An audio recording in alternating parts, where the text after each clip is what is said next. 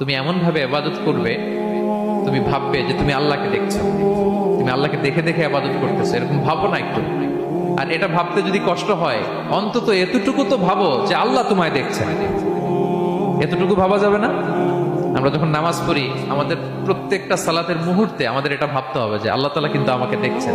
এই যে আমি ফিস করে সুবহানা রাব্বিয়াল আলা পড়ি, সুবহানা রাব্বিয়াল আযীম পড়ি, আমি তাসবিহ পড়ি, আমার রুকু সেজদা সবকিছু আমার আল্লাহ দেখছেন। এই সেন্স, এই অনুভূতি যদি আপনার মধ্যে থাকে, এটাই হচ্ছে ইবাদতের ইহসান। আর ইবাদত ছাড়া আমাদের দৈনন্দিন কাজ, পারিবারিক কাজ, সামাজিক কাজ, এই সমস্ত কাজেও কিন্তু আল্লাহ তাআলা ইহসানকে আবশ্যক করেছেন। প্রিয় ভাই বোনেরা, অন্যের প্রতি অনুগ্রহ করাটাকে তিনি কি করেছেন? আবশ্যক করেছেন। একটা ছোট্ট হাদিস শুনি।